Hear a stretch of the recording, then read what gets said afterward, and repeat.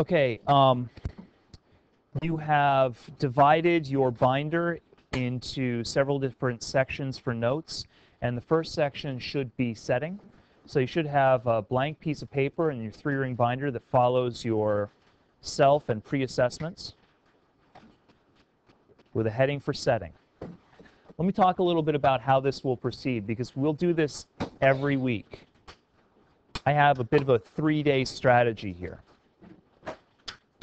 On day number 1, a reading will be due. You'll take a quiz. You'll ask me questions after the quiz about the stories so you can understand them. That's what we've just done. Then I'm going to give you some notes, some just kind of basic style notes on the concept for that week. That will probably take both the rest of Wednesday and Thursday. And then on Friday, you will write about it. Now, this week we don't have class on Friday because of the conferences, but if we did have class on Friday, I would talk about setting today, we would continue to talk about setting tomorrow, and then on Friday in class you would write about the setting of one of the stories in a paragraph that might be an OAA style paragraph, a very clear literary analysis paragraph. And then the next week we'll repeat the process again, but with a different concept. So reading with quiz, lecture, writing. Reading with quiz, lecture, writing. Always it ends with writing, which is the most important part. Right now we're into lecture and the concepts. So let's see. Jenna, can you answer the question? Setting in literature. What is setting in literature? Where it takes place, and not just the where, but also the setting always calls to mind like a physical place, right? But it's not just where. What else is it? No, that would be the plot. It's okay, Allie. When? So your definition of setting, and this should be the first definition in your notes, is the time and place of the story.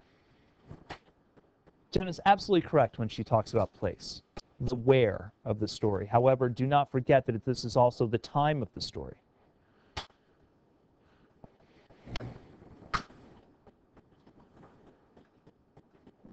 Which is often as important, if not more important, than the physical place. Let's talk about what setting does.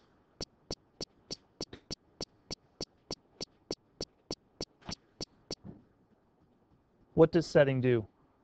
Joey? Okay, creates a place in the story. You're correct. So I'm going to write student ideas up here, and if you want to write student ideas down in your notes, that's fine, but you should label them as student ideas, and then I'll give my own ideas as well. Sometimes they'll cross over, sometimes they'll be different. Joey says the setting, hello?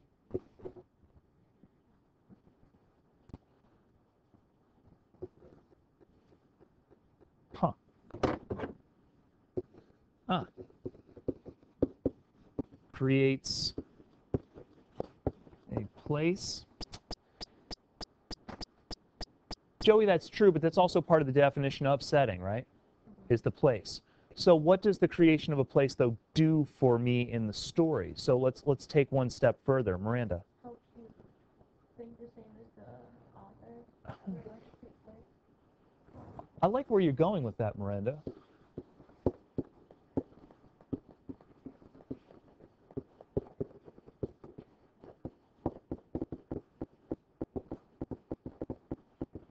I like where you're going with that. Can you explain that to me a little bit? Maybe give me an example. Expand on that. Like, if the author wants it to be, like, outside in the woods, he would tell, like, he would talk about, like, trees or something. That's true. No. Once again, I like where you're going. Okay, so we have a setting outside in the woods. What does that do for me as a reader?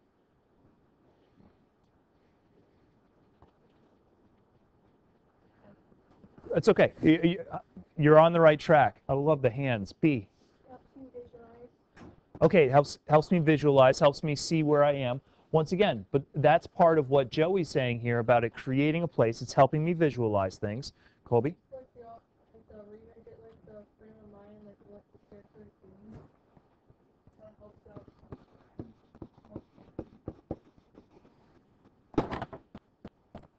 what do I think about if I'm in the woods? Trees. I see trees. What am I thinking about? If I were in the woods right now, what would I be thinking about? Um, On this morning with this weather, what am I thinking about if I'm walking through the woods? True. survival of being wet. Survival, and on this morning I would think about the rain, and I would think about being wet, and I would also think about being cold, even though it's unseasonably warm for January. It puts me in the mindset, and Miranda started us on this, of being in that world and what the rules of that world are. What are the rules of the woods? Survival, comfort, okay? And I need to consider those sorts of things. Those are not the rules in here, right? We're pretty sure we're not going to be doused with water in here? Relatively sure. We're pretty sure that we don't have to worry about our own comfort or survival in this place. Okay, if that's the case, Andrew, what do we have to worry about in a high school classroom? What are the rules of it? What mindset are we in if we're in this environment? Paying attention to the teacher. Okay, so now we have an authority structure, right, that's part of this setting. And if I'm a story writer and I put you in this setting, then I start thinking about school rules. If I put you out there in the woods, then I start thinking about wilderness rules. The setting helps create a world. And the world is all about rules. So yeah, Miranda, you were on track with that. A little bit difficult to articulate and explain because it's kind of a sophisticated concept, but you've got the right idea. Anything else that a setting can do for us? Okay, then let me go on to, because you've hit on some of what I wanted to talk about. Setting helps the reader understand the rules of the story. Every world has its own rules.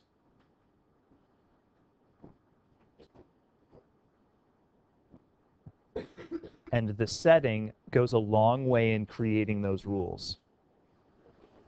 And they help the plot flow.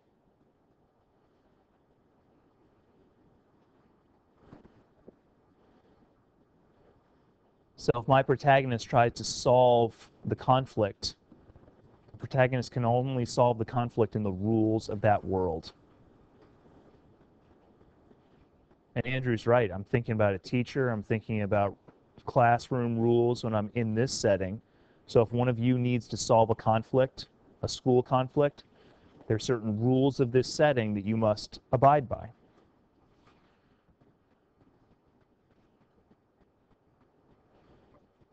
And setting helps the reader understand the nature of the characters.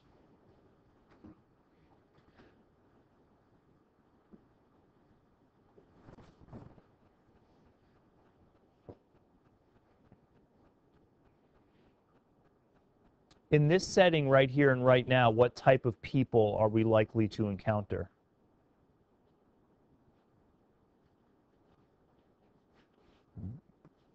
Sorry, you're all furiously scribbling down notes.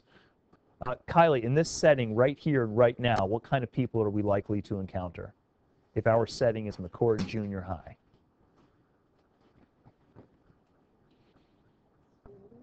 Okay, students of what age?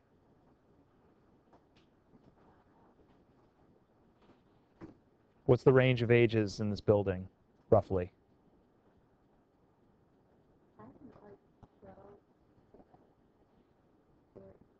Yeah, probably 11. We'll drop down to some of the younger 6th graders. Sure, 11 to 14.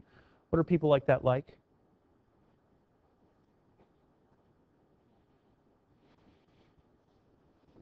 You don't know what you're like? Come on, somebody help Kylie out. What are adolescent students like? What are you guys like? Harold. Some are nice.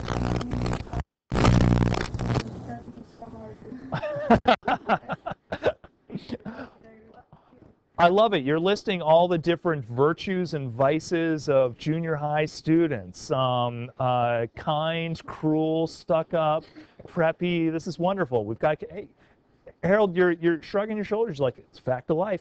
Absolutely, it's a fact of life. And you know exactly what adolescent junior high students are like. Because you understand the setting. You understand the characters that will inhabit that setting. And if suddenly a wilderness mountain man from the 1700s walks in here and starts doing crazy stuff with beaver pelts, you're going to look at, what? That doesn't make any sense. It wouldn't happen because it's not part of the setting. It's not the logic of the setting. The setting helps you understand not only the rules of the world, but the people that inhabit that world. Setting is vital. Setting creates mood.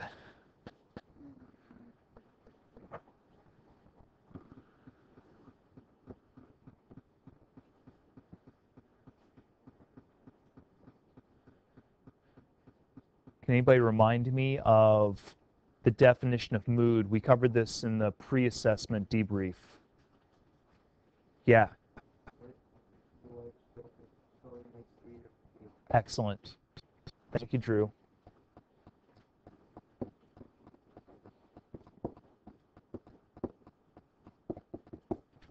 The way the story makes the reader feel.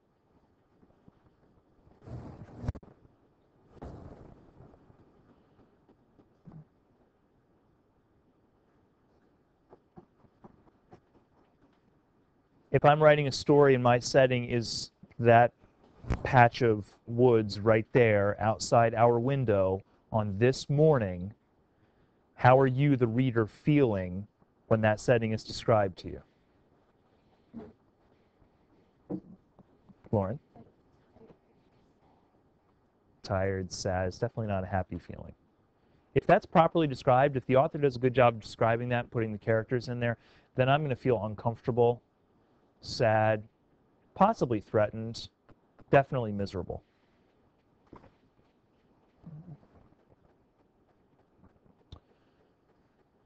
Okay, we have 3 levels of setting, and what I'd like to do is finish our discussion today, since the bell will ring in about 4 or 5 minutes, with these 3 levels. It's a quick review of concepts that we discussed during the pre-assessment, but I want you to get these down, and we'll discuss them more in detail, and we'll talk about examples tomorrow. The historical level is the time of the setting. So if I ask you what the historical setting of our story is, you'd say 21st century. If I ask you the historical setting of The Telltale Heart, you might look at Poe's biography and find that that story is set in the 19th century.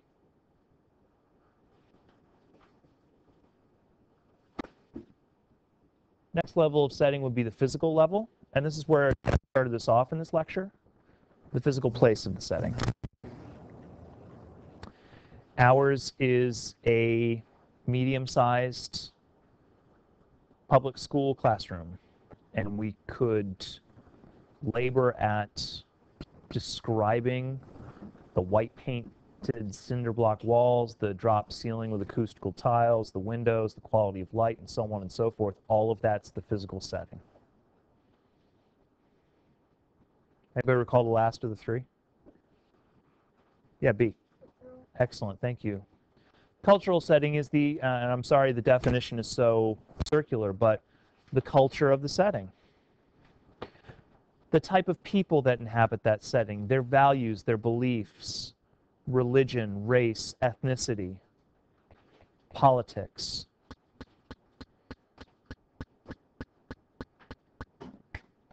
Both The Telltale Heart and our setting are American. However, there's some strong cultural differences between the setting of The Telltale Heart and our setting, primarily because of the time difference. Also, we're talking about junior high culture as opposed to city culture in that one. We're going to go into those details. We're going to talk about the open window. We'll talk about The Telltale Heart and their settings. And we will talk about another story that we'll read a little bit from tomorrow. So tomorrow is all about taking these concepts and putting them into application. If you have questions about them, anything seems confusing, talk to me about it tomorrow.